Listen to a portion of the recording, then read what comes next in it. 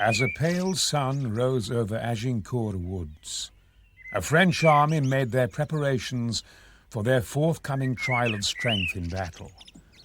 Although it was a cold, damp, misty autumn morning, they were supremely confident that they were about to avenge the past defeats of Crecy and Poitiers. The French host numbered over 30,000. Among them, 12 princes of royal blood and thousands of peers, the cream of French chivalry. Against them were 6,000 starving, sick, and exhausted Englishmen. Within a few short hours, many of the same French nobles would be dead, killed by common men, using a weapon viewed with disdain by the finely caparisoned knights. Once again, the awesome power of the longbow was triumphant.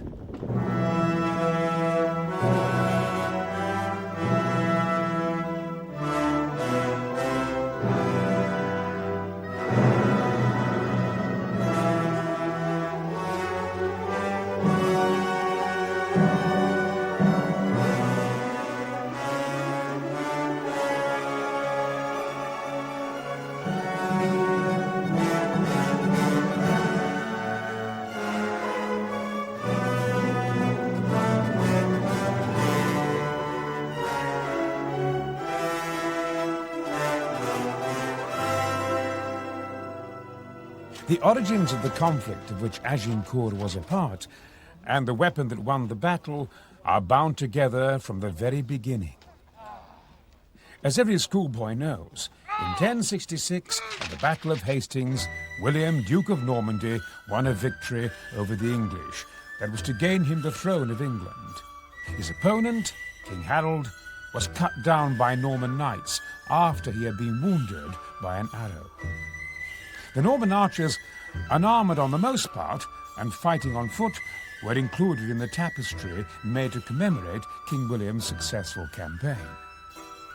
The Saxon bowmen were not. As foot soldiers, they had been left behind by King Harold and his mounted housecarls on their rapid march to Hastings, and so played little part in the battle. When William, known as the Conqueror, was crowned King of England, he retained substantial territory in France, where he was technically a vassal of the French king. This meant that William had to swear an oath of loyalty to the French king in return for his tenure of Normandy.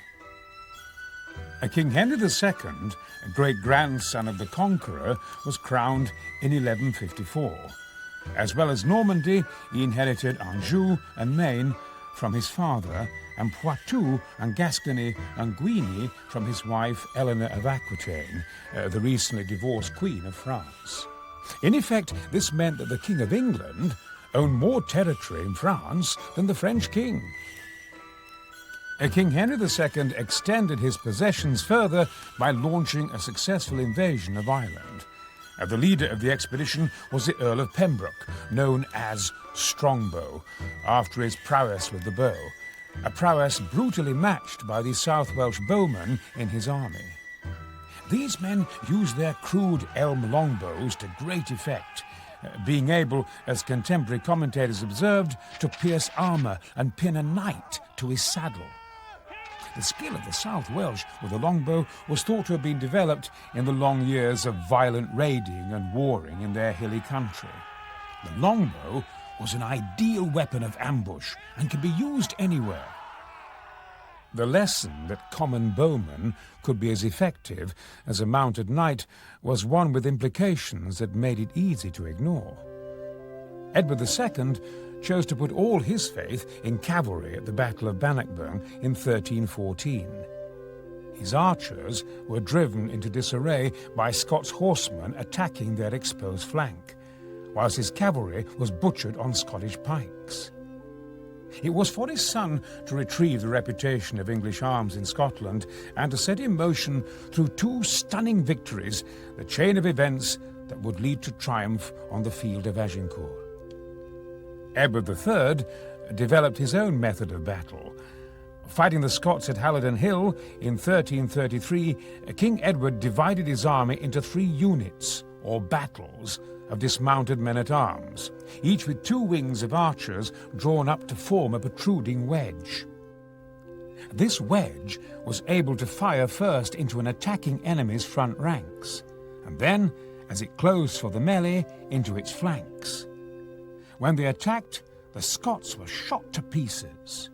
The longbow was undoubtedly the most devastating weapon developed in the whole of the Middle Ages, until perhaps the coming of the more important forms of firearm.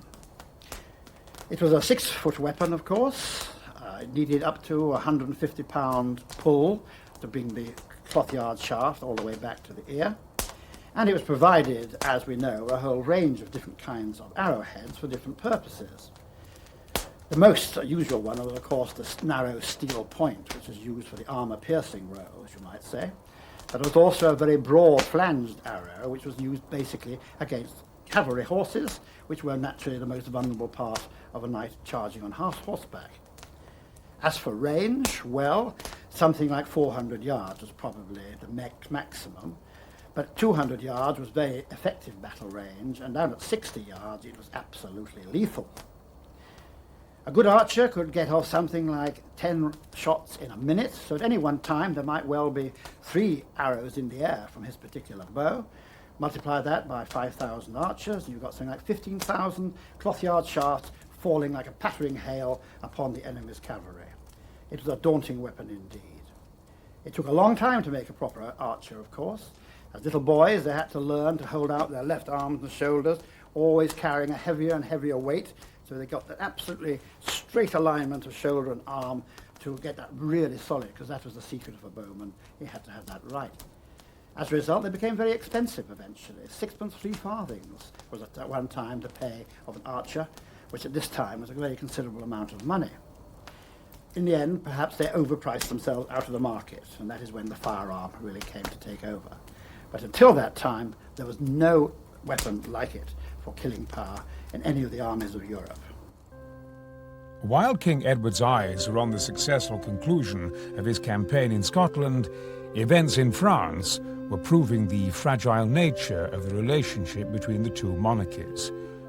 In 1337, convinced that the English were plotting with his enemies to overthrow him, King Philip VI of France formally confiscated Aquitaine from Edward III.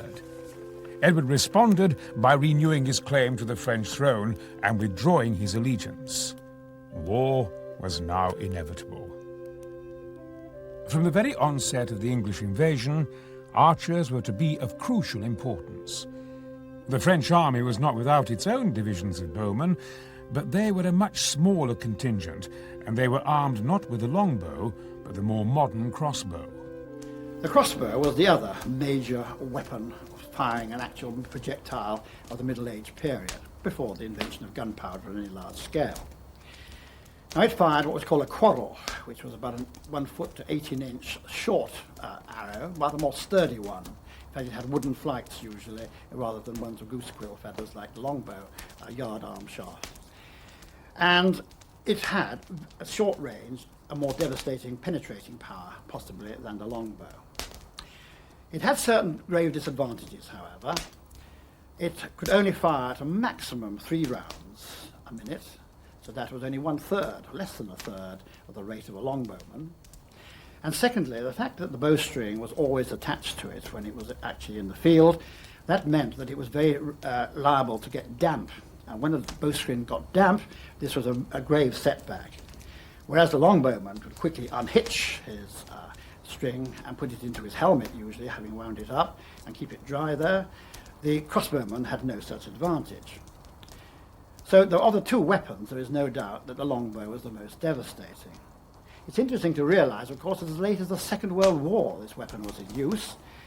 Colonel Mad Jack Churchill of the Commandos was known to be an absolute dab hand at silencing absolutely silently German sentries who were shot in the back from one of these weapons. No explosion, sudden death, you're through the enemy lines. The longbow demonstrated its versatility as a weapon at sea as well as on land. At the Battle of Sluys, King Edward's invasion fleet met a French fleet and engaged in battle by closing and grappling in fierce hand-to-hand fighting. the English archers clearing the decks of French ships with their lethal volleys. Jean Froissart, a Frenchman who was employed by King Edward's wife, Philippe, wrote a colourful account of the engagement. Fierce fighting broke out on every side. Archers and crossbowmen, shooting arrows and bolts at each other, pell-mell. And men-at-arms, struggling and fighting in hand-to-hand combat. In order to come to closer quarters, they had great iron grappling hooks fixed to chains, and these they hurled into each other's ships to draw them together and to hold them fast while the men engaged.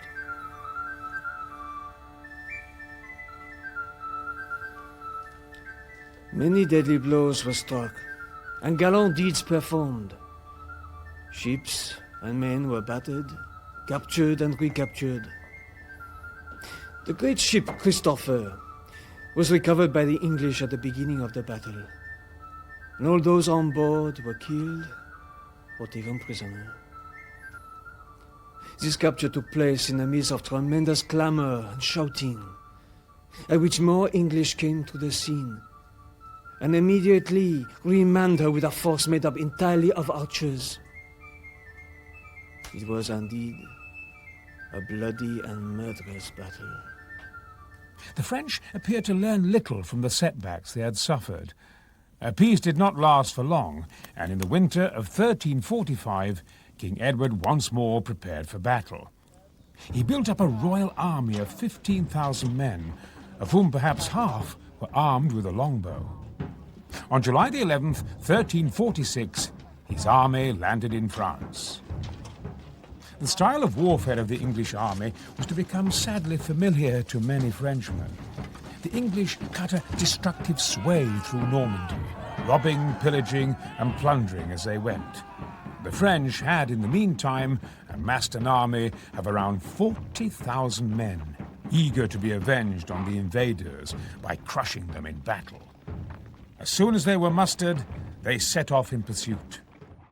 History Hit is an award-winning streaming platform built by history fans for history fans. Enjoy our rich library of documentaries covering key events and locations of the medieval period. History Hit's medieval offering features leading historians such as Dan Jones, Eleanor Janega and Kat Jarman. Not only that, but we've a rich library of audio documentaries covering every period of history through our network of podcasts. Sign up now for a free trial, and Chronicle fans get 50% off their first 3 months. Just be sure to use the code Chronicle at checkout.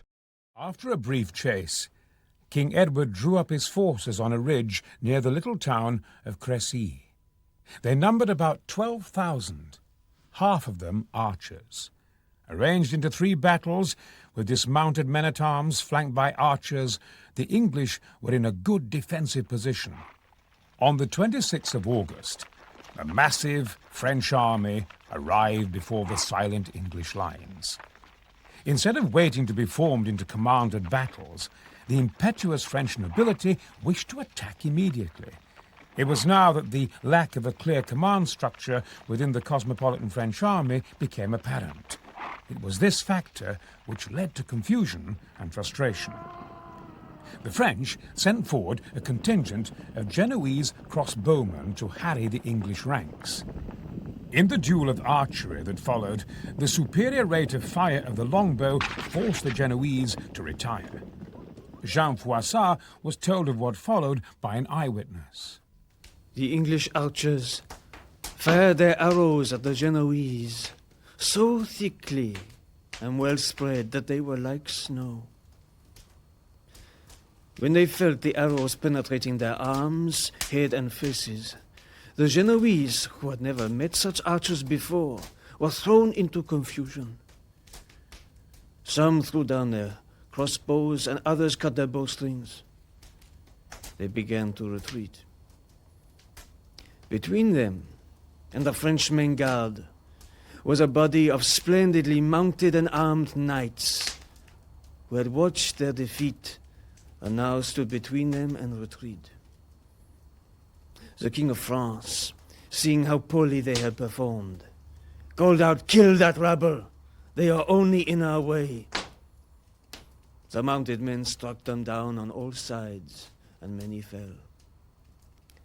The English continued to fire into the crowd, making every arrow count. They impaled or wounded horses and riders, knocking them to the ground. And yet the French went forward, preferring to die than to flee dishonorably. With their ranks thinning considerably, the French rode forward to assault the English men-at-arms, only to find the arrow storms now pouring into their flanks. Bloody chaos took place. The ridge in front of the English became a seething mass of dead and wounded horses and men. The French ranks were compressed, so men had no room to fight. The arrows kept coming, and all semblance of order vanished.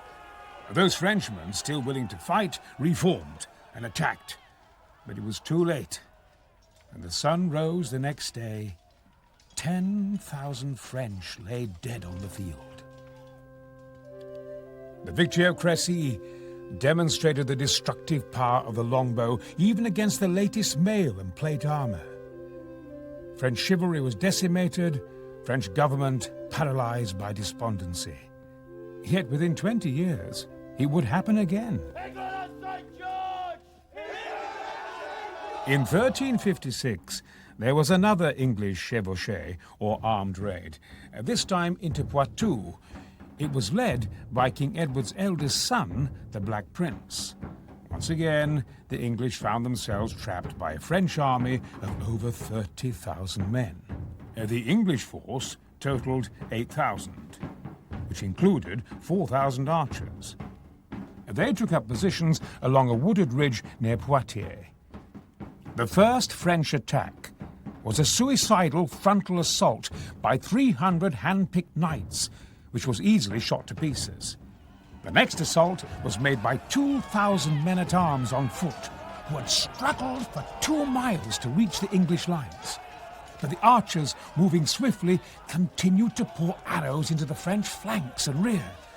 And when they ran out of arrows, they fell on with sword, axe, and mallet. The French broke and fled back into the next division, which had been slow in moving to reinforce its comrades. This division broke too and fled. Jean Froissart recorded this moment. The archers began to shoot murderously from both sides. Their long barbed arrows knocking down horses and piercing all before them. Injured and terrified horses refused to go on. They shied away, or ran or fell to the ground, trapping their riders. Rarely have so many soldiers suffered so much in such a short time, as they became jammed together, and so could not advance. Seeing this carnage before them, and unable to advance themselves, those at the rear turned back. In truth, the English bowmen gave a huge advantage to the English and terrorized the French. The accurate, heavy shooting of arrows left the French with nowhere to hide, and so the English, slowly but surely, gained ground. Once again, the people of France were stunned. Once again, they had suffered a catastrophic defeat against an English army they had greatly outnumbered. Over the next 20 years, with many of its leaders dead or awaiting ransom in England in the aftermath of Poitiers, France was ravaged by further military expeditions, peasants' revolts, and roving contingents of unemployed soldiers, the so-called free companies. These men picked the land clean, until a war in Castile drew them away with the prospect of pay and booty. The battered, war-torn French could not know it, but their fortunes were to change for the better. By the 1370s, under the rule of King Charles the Wise, France was regaining its territory, and a generation of English war leaders, worn out by constant campaigning, were dying out. The Black Prince died in 1376, his father the year after. As the years went by, Crecy and Poitiers became memories of past glories. The territory won in battle had been lost, and Englishmen looked for a new leader, cast in the mould of the Black Prince. In 1413, a 25-year-old man whose father had usurped the throne was crowned King of England. His name was Henry, the fifth king to bear that name. He was already an experienced soldier, having fought successfully to put down rebellions against his father. Although he inherited his throne peacefully, King Henry V knew that the great nobles that surrounded him were only as loyal as it suited them. He needed to divert their attention into a cause that would unite all Englishmen behind their king. Henry V resolved to pursue his claim to the French throne by force. King Henry V was a single-minded man and a ruthless politician. He could have negotiated with the French for the territories that Edward III had been granted by treaty. But sensing disunity in France, he immediately demanded the French crown and marriage to Princess Catherine, daughter of the mad French king Charles VI. These demands were dismissed by the French princes of the blood, and an insulted King Henry prepared for war. King Henry V had fought against Welsh rebels when his father was king, and had been wounded in the face by an arrow in battle against them. When he began raising his army, knowing the power of the longbow, King Henry made the provision of archers a vital part of his plans. The development of armour over this period of some 56 years that we're looking at saw the transition from the shirt of mail dominated suit of armour with various steel pieces attached to it, getting very rapidly towards the state of the full plate armour from head to foot. And as the years on, of course, it became more and more beautifully designed and more fluted, more and more, shall we say, wavings in the armour. This was intended to catch arrows in particular and deflect them in all directions to try and get round this death-dealing propensity of both the longbow shaft and the crossbow quarrels we've already described. Those are the main changes in the actual armour. As for the tactics of changes of the period, there had not really been a great deal. The famous groups of archers placed on the flanks of the armoured bodies of knights in the English defensive positions, those remain much the same, although there are all sorts of little niceties, what is sometimes called the harrow formation, standing forth from the line of battle, sort of the archers therefore firing at a flank against their attacking enemies and so forth. But still the soldiers used stakes in front of them for protection, and still the British standardly, because we usually had a small army of course, we stood on the defensive in these battles and only attacked in the very last part of a battle when the enemy had been routed. French tactics, well, as Wellington would say years later, they came on in the same old way and we saw them off in the same old way. So there's very little subtlety in tactics as yet. What subtlety there was related to the use of the firearm weapons of the day, that is to say, your bowmen. But we in England had a far more devastatingly realistic grip on what you could do with the longbow and how best to deploy it. So English tactics were one big secret in our success. With the financial support of the church, parliament, merchants and his people, King Henry soon had sufficient funds to assemble an invasion fleet and furnish an army with weapons and supplies. The army was mustered around the Solent and would eventually number around 2,000 knights and men-at-arms and 8,000 longbowmen. Over 20,000 horses were assembled, including pack and draft animals. In France, such extensive preparations were noted and debated, and although King Henry joined in the last-minute diplomacy, there can be little doubt that he was already set on war. As the last French envoys departed to France, King Henry journeyed to Southampton to join his invasion fleet. On the afternoon of Sunday, 11th of August, 1415, an armada of some 1,500 vessels began their 3-day voyage to cross the Channel. The crossing was uneventful, and the fleet dropped anchor in the Bay of Seine, overlooked by the town of Harfleur. But the landing of the English army was not opposed. King Henry had issued strict instructions to his men about their conduct on the forthcoming campaign. This was not to be an old-style chevauchée with indiscriminate looting, plunder and rapine. King Henry saw the French as his rightful subjects, and to win their love, he must treat them as such. All his soldiers were told to stitch a cross of St. George to their coats. They were then reminded of the offences punishable by death: murder, rape, looting, assault on a member of the clergy, desertion, theft from a church. The list went on. With the men ashore, the unloading of the fleet began. Horses, cannons, siege engines, supplies and men were disgorged onto the mudflats before Harfleur. Meanwhile, King Henry and his generals rode forward and summoned the town to surrender. Harfleur declined the offer. Well provisioned, and with the expectation of swift reinforcements, the townspeople and garrison opted to sweat it out in what they prayed would be a short siege. By the 18th of August, however, King Henry's army had completely surrounded the town, preventing further supplies reaching it. The siege train was manhandled into protected positions around Harfleur and towed onto ramps from where it would launch its projectiles to smash the walls or destroy the turrets and battlements. The Siege of Harfleur, in many ways, saw the meeting of two periods of siege warfare.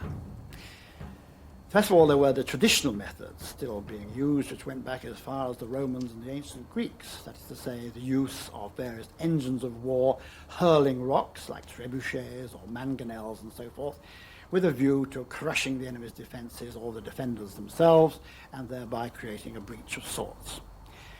Also, there was still being used the methods of digging mine tunnels underneath a wall, putting a lot of wood and pint props and so forth underneath them, and then setting fire to them with the help of oil of sorts put on top of them to make them burn, again causing a collapse of a whole section of wall, whereupon a fortress could be open to assault. That was the ancient way of fighting sieges. But now we have onto the battlefield, or onto the siege area too, the first bombards, those early forms of artillery. Now they could be pretty large. It is estimated that the largest at this time could fire a missile weighing up to 1/4 of a ton, which was a terrific amount of hitting power. And though at Edinburgh Castle, of course, there is Mons Meg, which is one of these vast cannons from this kind of period. There's another, in fact, in the Kremlin in Moscow too. So they could be huge, very difficult to move. Therefore, you had to bring them by water usually, by sea as far as possible, then up the rivers and along any very rudimentary forms of canals they might have by then. But this was the beginning of the age, therefore, of artillery bombardment of towns. The laws of chivalry, which dictated the rules of behaviour in battle and siege, were meticulously adhered to. Having positioned his siege engines, King Henry again appealed to the French to surrender and spare the effusion of Christian blood. Again the French politely declined, and so the English bombardment began. Despite what appeared to be overwhelming odds, the French had every reason to be confident. Even with the most modern weapons of war, the process of investing a strongly constructed defence took time. The garrison also knew that the area the besiegers had occupied would create problems of its own. The coastal land that surrounded Harfleur was mostly marshy. The sun continued to blaze down as August passed, and a great host of flies fell on the besiegers' camp. Combined with a total lack of sanitation, these ingredients produced the perfect conditions for the scourge of medieval armies: disease. Dysentery soon began to thin the ranks of an army, compelled by the siege to remain in one place. Boredom also led to drunkenness amongst the soldiers, although the discipline King Henry had done so much to instill remained. By the middle of September, the great guns of King Henry's train had done much to tip the balance of the siege in the English army's favour. The walls of Harfleur were cracked, and in places clear breaches were being made. On the 22nd of September, the leading citizens of Harfleur knelt before King Henry, and the garrison surrendered its weapons. The English army moved within its shattered walls and began to rebuild them. The capture of a stronghold to safeguard their beachheads had cost the English 2,000 men. Ominously too, the weather was turning, the sun giving way to torrential rain, which turned the parched land into a quagmire. Further news came in to dampen English spirits. The French had raised 3 massive contingents that were now converging to form an army. King Henry was left in a quandary, with a number of options, none of which matched his original plan of a quick siege and rapid chevauchée to Bordeaux. He could remain in Harfleur or return to England, but this would have been seen as a defeat. The Dauphin, with the advantage of large numbers of fit, fresh troops over King Henry, was not likely to agree to his request for single combat. As King Edward III had done on the Crécy campaign 69 years earlier, King Henry now decided to take what was left of his army on a forced march north to Calais. Accordingly, on October the 6th, 1415, King Henry left Harfleur with 1,000 men-at-arms, 5,000 archers, and a few carts. Before them lay a march of 150 miles through hostile territory, with 3 French armies waiting to pounce on them. The first part of the march was to follow the coast north to the River Somme. In pouring rain, the army set off, marching in 3 battles. Despite the continuing rain and the sudden attacks of sickness which weakened many men, the tiny army continued on its way, marching between 15 and 20 miles a day. King Henry had sent word to Sir William Bardolph, captain of Calais, to immediately dispatch a force of 300 mounted men-at-arms to secure the ford at Blanchetaque, to allow the king's army to cross the Somme River. If the English could get over the Somme, they stood a fair chance of completing the 60 miles or so to Calais and safety. The news from King Henry's scouts was, however, the worst imaginable. The ford had not been secured by Sir William, but by Jean Boucicaut, Marshal of France, who with a force equal to King Henry's had staked the crossing and awaited the English on the far side. King Henry knew that an attempt to take the ford by storm would be disastrous. Henry had no choice. He would have to lead his army along the south bank of the Somme in the hope of finding an unguarded crossing. The English army turned from Blanchetaque and began marching inland away from Calais and deeper into the heartland of France. It appears that there was some indiscipline in the French village of Beauvais.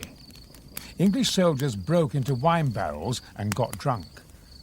At such a time, a collapse in the English army's will to fight would have spelled disaster. King Henry acted quickly to ensure that this would not happen. He had one of his soldiers hung for stealing from the church in Beauvais. His ruthless nature aside, King Henry was perceived as a compassionate man by his men. In a small army, an energetic leader could do much to maintain morale by being seen to be sharing the hardships of the march. As most of his army was now on foot, they probably did not appreciate the extra burden, although it was to prove a fortunate one. King Henry now had some luck. At Fouilly, the Somme suddenly swings in a sweeping bow to the northeast. The French had destroyed all the possible crossing points, and King Henry, by leaving the river's course and cutting swiftly southeast, was able to beat the French to the fords at Bethencourt and Voyens. On Saturday, the 19th of October, under his personal supervision, King Henry's troops repaired the fords and crossed to the north side of the Somme. On Sunday, the king allowed his men a day of rest. While the English slept and dried their clothes, less than 7 miles away was a large French army. The French sent forward their heralds, and the laws of chivalry were once more carefully observed. In formal terms, the heralds offered battle to the English and asked King Henry what his intentions were. The king replied, "We march straight to Calais, and if our enemies disturb us on the march, it will be at their peril. We do not seek a battle, but neither shall we be moved by fear to march more quickly than we wish to do. Do not interrupt our journey, for the consequence will be a great shedding of Christian blood. The French heralds were then each given a purse of gold crowns, and they returned to their army. By now, it was obvious battle was inevitable. King Henry's soldiers made ready, armour was donned, bowstrings tested, the defensive formation of men-at-arms flanked by archers was assumed. But the expected French onslaught did not happen, and after a while the English army moved on. As they passed over land that would be remembered 500 years later as the Somme, the English could see disturbing signs of what faced them somewhere ahead. The roads were pitted by the passing of thousands of horsemen. Many of the English soldiers must have known from this what lay before them. The Battle of Agincourt indicates that the French army and its nobility behind it had learnt nothing from the experiences of earlier parts of the 100 Years' War. Here they were, a much larger army than those under Henry V on the English side. Masses of cavalry, though, again being used, a mounted knight concept they'd gone back to in large numbers. The same scorn for their own ordinary foot soldiers, whom they tended to trample into the mud when they wanted to go through them. The French were proving themselves very slow to adjust to circumstances. And so in this battle you find Henry V with his very exhausted, sick army, terribly outnumbered by a much fresher force to his fore, trying to break his way through to Calais, and all the odds would seem to be totally stacked against him. Now the French, of course, were so confident in their ability to crush this king, take him prisoner or even possibly kill him, that they delayed in opening the battle on that famous day. The French had mustered some 30,000 men, and hundreds more were hurrying to be in the forthcoming battle. There were, however, some worrying echoes of the past, which the French chose to ignore. The French High Command was once more divided in its aims. Marshal Boucicaut and Constable d'Albret advised caution. With their superior numbers and position, the French could starve the English out and force them to surrender. This was completely unacceptable to the impetuous Dukes of Orleans, Bourbon and Berry, who wanted an immediate attack. In the end, it was their aggressive counsel that was accepted. While the French nobility diced and talked into the night, ragged English soldiers tried to catch some sleep under the hedges around Maison-Saint. The English knights found lodgings in the village houses. While the English lines were silent, there was constant noise from the French army, less than a mile away. At some point during the night, King Henry sent a deputation to the French to negotiate terms to allow his army to withdraw. Sensing victory, the jubilant French refused any compromise, and the English deputation withdrew. There could now be no doubt that there would be a battle in the morning.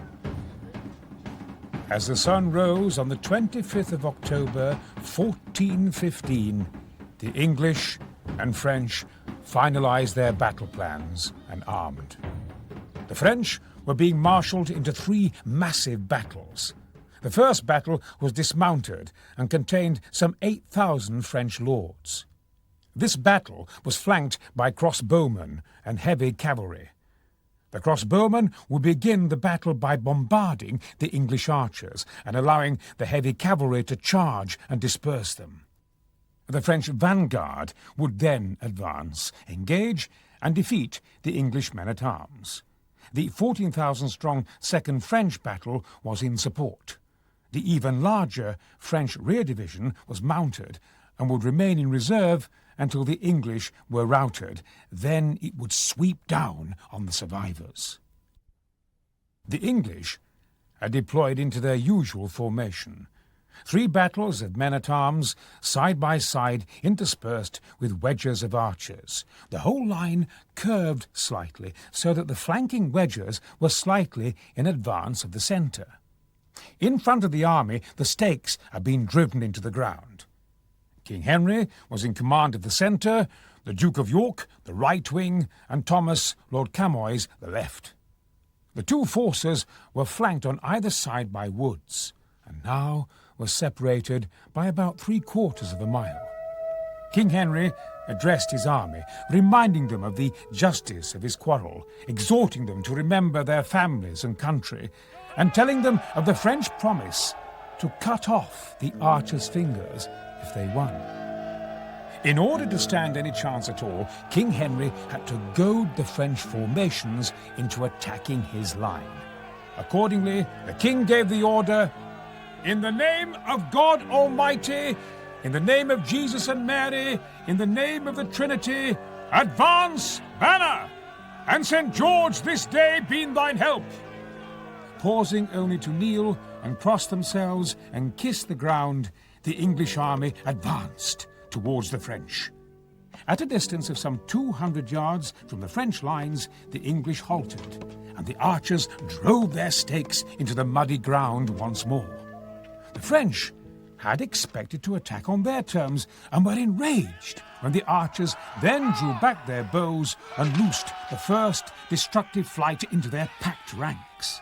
At the same time, the French vanguard lowered its weapons and began to advance.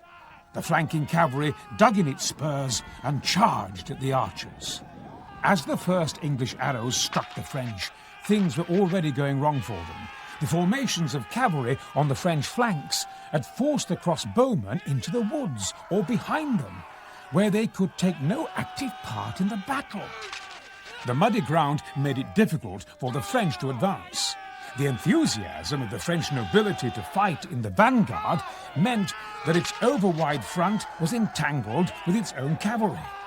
Into this advancing mass, the archers, some able to fire 10 arrows a minute, were pouring volley after volley.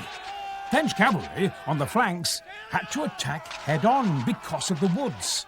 Unable to get through the stakes, with horses maddened by arrow wounds and men falling and drowning in the mud, the flank attacks were routed. As the flanking cavalry fell back in disarray, they collided with the already confused vanguard. Men struggling to advance on foot through sucking mud and vicious arrow storms were knocked flying by riderless horses panicking through them. As the arrows did their deadly work, the line broke up into columns as the French closed up and increased their speed. As they hit the English line, there was a fearful crash. Driven back, the English men-at-arms began to fight for their lives. The French vanguard was now being fired upon from the flanks. As it closed on its centre, men no longer had room to wield their weapons. The treacherous ground meant numbers of knights lost their footing and were trampled into the mud by those behind them. And still the lethal arrows hissed through the air. The English were able to recover and counterattack. Large numbers of French dead and wounded lay in muddy, bloody piles in front of the English. The slaughter of the French knights by the unencumbered archers was horrific. The 2nd French division, the main guard of 14,000 men, marched forward into the arrows. Again, their densely packed ranks were an easy target. Those on the flanks and rear began to fall back, despite the orders of their commanders. The French rearguard, too, began to melt away as the result of the battle became clear. And many of the French nobility, shocked and appalled at the carnage, chose to ride or march forward to their deaths rather than desert so many of their peers. As the fighting slackened, the English moved amongst the struggling mass, looking for men of wealth to take prisoner. If victorious, the English could make a fortune by ransoming these men to their relatives. But victory was still not assured. Despite losses, the French still had unbroken forces in the field, outnumbering the exhausted but ecstatic English army. Just as victory seemed certain, King Henry received word that his baggage train was under attack from a French force that had arrived too late to take part in the main battle. The king was also aware of the fact that he had a substantial number of captured Frenchmen to his rear. These men were still capable of carrying arms if rescued. The king then made a terrible decision. He ordered the extinction of all but the most valuable French prisoners. The English, however, at first refused the king's orders, not wishing to lose valuable ransoms. Before it was realized that the English were safe, a substantial number of French prisoners were dead. The battle had lasted a little over 3 hours. In that time, 10,000 Frenchmen had died, and 1,500 had been taken prisoner. English casualties were less than 300. The bloodbaths of Crecy and Poitiers had once again been inflicted on the French nobility. The victory of Agincourt passed into myth as Crecy and Poitiers had before. The conflict that became known as the 100 Years' War once again turned against the English, and Henry V's son would lose his crown. The longbow, too, would fall from favour. Its replacement, the musket, requiring a few hours' training as opposed to a lifetime of practice. In the age of gunpowder, William Shakespeare would make King Henry V into the embodiment of the chivalric warrior spirit of the English. In 1914, British newspapers would report that during the retreat from Mons, British soldiers had seen ghostly medieval archers firing at the oncoming Germans.